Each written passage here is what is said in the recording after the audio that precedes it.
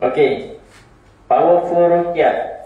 Ini antara perkara penting untuk pesakit faham. Okey, bagaimana untuk sembuh, bagaimana ruqyah itu akan menjadi betul-betul efektif, betul-betul berkesan, betul-betul powerful.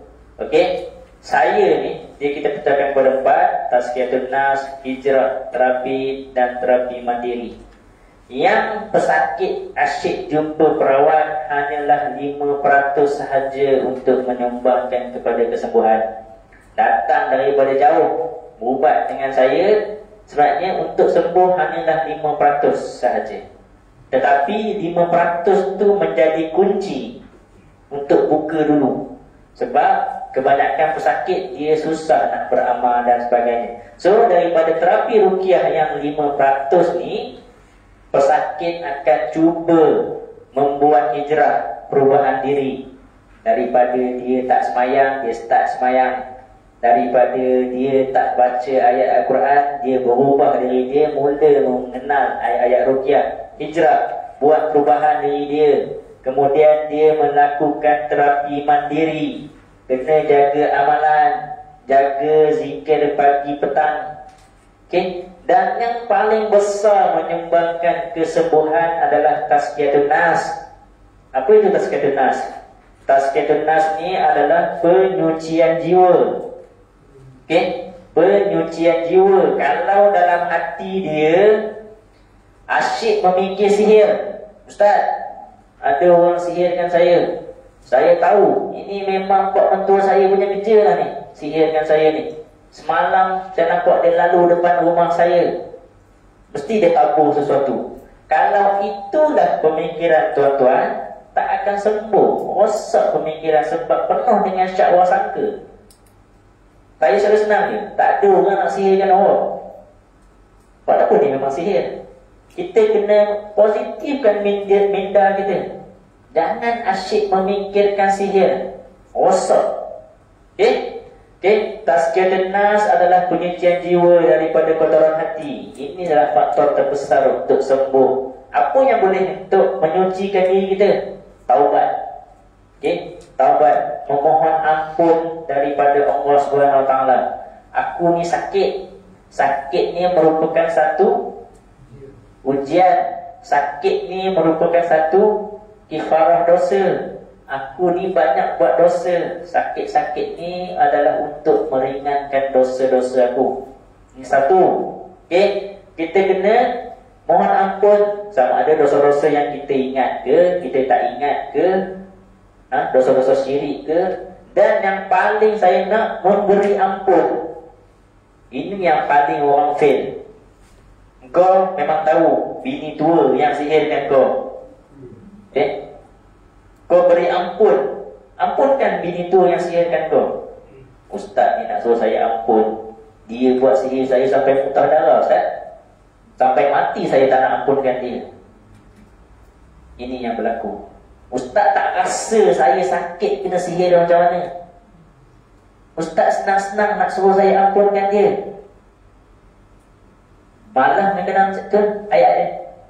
Awak sanggup ke nanti dekat padang mahsyar awak nak masuk syurga lah, tapi awak tersangkut sebab awak masih belum mengampunkan si bini nombor 1 ni. Saya sanggup, Ustaz. Oh, dia ingat pada masa ni macam pada main bola dia rasa. Dia punya hati amarah dia tu sanggup. Dia ingat pada masa ni boleh tunggu-tunggu macam tu kot. Okay?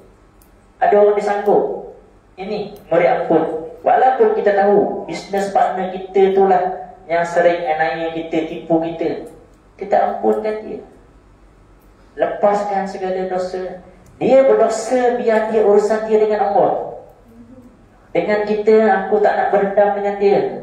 Aku tak nak simpan dendam. Dia nak buat anaya kat aku ke, dia nak buat jahat kat aku ke, aku tak nak beritahu dah. Aku tahu aku nak sembuh saja. Kalau betul dia buat sihir kat aku, itu dia urusan dengan Allah. Biar Allah lah yang membalas dia, biar Allah lah yang menghukum dia. Aku tak sesekali simpan dendam. Boleh faham? Boleh ampunkan tak? Contoh boleh? Okay? Memohon ampun kepada ibu bapa, isteri, orang-orang yang kita sayang, okey, memberi ampun, memohon ampun, bertaubat antara perkara-perkara yang menyumbangkan kepada penyucian jiwa.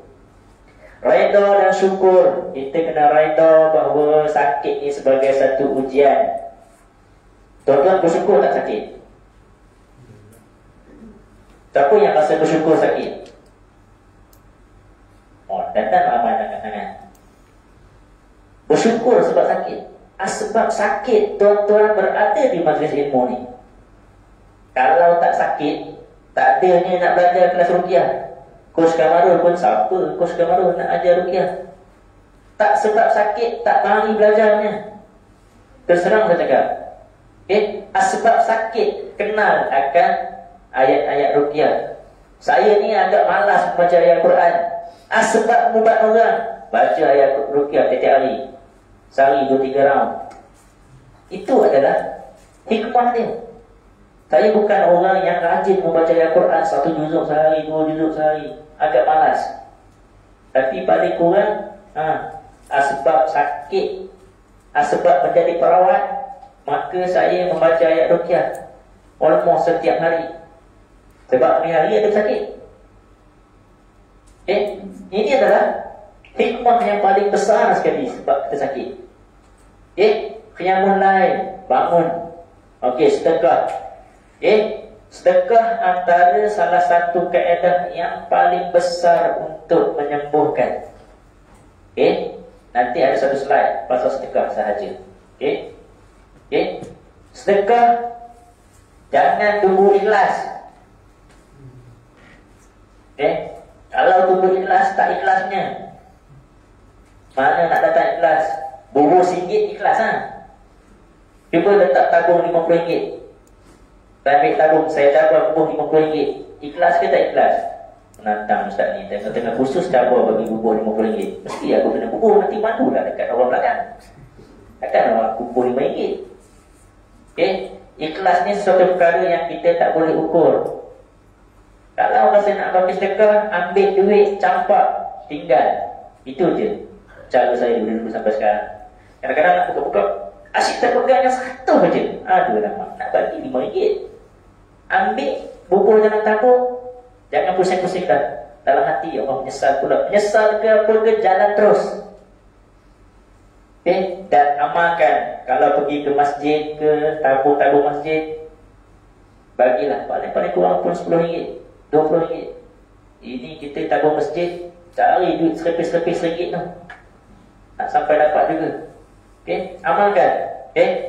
Dan saya sentiasa amalkan sedekah. Saya beli nasi lemak RM2.5, saya akan bagi RM3. 50% saya tak nak dia bagi. Benda-benda yang simple. Dan saya nampak perubahan tu. Kadang-kadang orang yang jual laksa tu ketat muka dia, RM3.5 seminggu. Senyum pun tak nak dengan pelanggan. Saya bagi RM4, dia nak bagi dia tak apa bang, simpan. Oh bang, terima kasih. Baru nak senyum. Sebab 50 sen kita bagi kat dia tu, baru dia senyum. Dia kata, tadi muka ketat semacam kata. Boleh 50 sen baru nak senyum. Gelap dia. Itulah hikmah dia. Kita membuka muka dia bagi tersenyum dan sebagainya. Muhasabah diri. Sebelum tidur, kita muhasabah diri kita. Hari ni kita buat silap apa, hari ni kita buat dosa apa, hari ni kita buat salah apa. Dan yang paling yang bawah sekali, Al-Quran, baca ayat Al-Quran dan puasa. Ini semua antara perkara-perkara yang boleh menyucikan diri kita, membersihkan jiwa kita. Jangan ada syahwat, sangka, amarah. Kemudian tadi, berhijrah, memperbaiki amalan kita. Daripada solat tak cukup, selalu tinggal-tinggal, kepada cukupkan solat. Daripada tak pernah bangun tahajud, kita bangun tahajud. Daripada jarang-jarang baca ayat Al-Quran, kita baca. Dan percayalah, asbab sakit semakin kerap kita baca ayat Al-Quran. Asbab sakit, kita kenal akan ayat-ayat ruqyah. Asbab sakit, dah mula menghafal ayat-ayat ruqyah. Asbab sakit, kalau MP3 ruqyah tu kita dah boleh ikut je. Walaupun kita tak hafal, tapi bila kita dengar MP3 ruqyah, dah bermain-main di bibir. Betul? Okay, itulah paling hikmah terbesar sakit. Ramai orang dia rasa tak sembuh, ustaz ni tak power. Kalau akak sembuh, akak nega, kalau akak sembuh, akak mari belajar. Tak marinya. Susahlah nak jumpa orang yang memang saja-saja nak belajar. Mesti ada sejarah dia. Dia sakit ke, sedar mara dia sakit ke, itu yang dia nak belajar. Okey. Kemudian terapi ruqyah tadi, yang 5% tadi. So terapi ruqyah itu memang dia 5%, tapi dia sebagai pencetus, pembuka. Dialah kunci yang nak membuka pintu dan merubah pesakit. Sebab tu saya selalu cakap, saya ni bukan hanya sekadar perawat. InsyaAllah saya akan bimbing semua pesakit-pesakit saya. Dengan syarat, dia kenalah rajin bertanya dan bagi laporan. Ini selepas buat rawatan, saya bagi panduan. Nak ucap terima kasih ustaz pun tak ada. Okay, setakat ni saya belum pernah lagi saya tak reply mana-mana mesej daripada pesakit saya. Cuma cepat atau lambat saja. Siapa yang memang selalu WhatsApp dengan saya, bertanya dengan saya, lillahi ta'ala, saya tak pernah lagi tak reply. Paling-paling lama pun tak pernah sampai 1 hari saya tak reply. Tak pernah. InsyaAllah less than 24 hours saya mesti reply-nya. Betul? Siapa yang memang selalu rajin WhatsApp saya? Rashidi selalu. Abang baru lagi. Okay, abang baru lagi. Yang dah lama-lama berubat dengan saya, Hafizuddin pun selalu WhatsApp saya. Pernah saya tak reply? Mesti saya reply. Paling-paling cepat on the spot. Paling-paling lambat memang less than 24 hours mesti saya reply. Sebab saya akan guide dan bimbing. Cuma kenalah bagi laporan. Dah datang buat ruqyah, ustaz, saya mandi limau, saya rasa senawa-senawa. Nak buat apa? Dan saya akan bagi benda lain.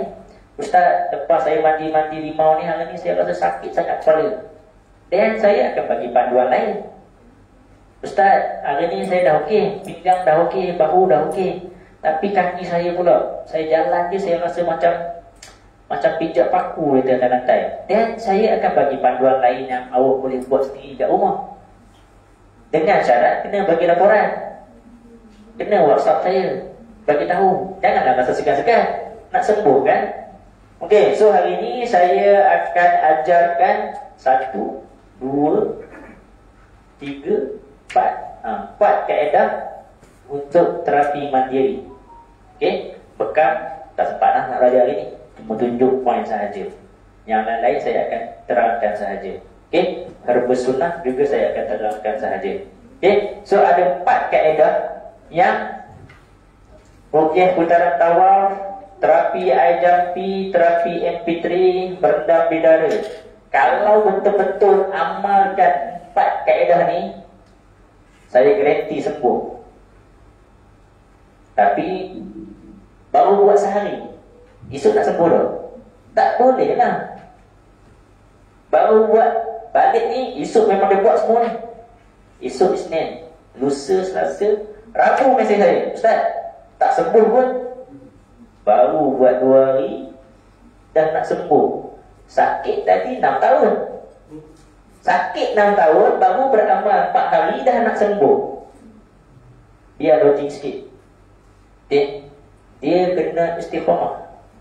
Amalkan seminggu, sebulan, jangan putus. Dan saya yakin kalau tuan-tuan beramal 1, 2, 3, 4 selama istiqamah setiap hari selama minimum sebulan, saya garanti kalaulah tak sembuh 100% pun, saya pasti 50% sakit akan berkurangan. Saya cabar buat 30 hari, hari-hari. Tak ada masa ustaz, tak ada masa, kerja dalam laut, tu saja. Nak sembuh tapi malas. Tak sembuhnya. Tak akan sembuhnya. Kena istiqamah selama paling kurang pun 30 hari. Dan insya Allah bila tuan-tuan dah beramal selama 30 hari tak putus, memang amalan ni akan berterusan sampai bila-bila. Saya garanti. Sebab dia dah sebati amalan kita. Kita dah terlampau familiar dengan dah terbiasa dengan amalan ni. Tak buat IDP ni rasa macam tak cukup satu perkara. Okay. So antara yang paling utama dalam kelas saya akan mengajarkan ruqyah putaran tawaf dan terapi IDP. Dua perkara ni yang saya paling tekankan. Jangan tinggal. Setiap hari just minta spend masa 10 minit sahaja paling kurang untuk buat dua benda tu. Takkan dalam tempoh 24 jam tak boleh nak spend masa 10 minit untuk merawat diri. Hari ni insyaAllah saya akan ajarkan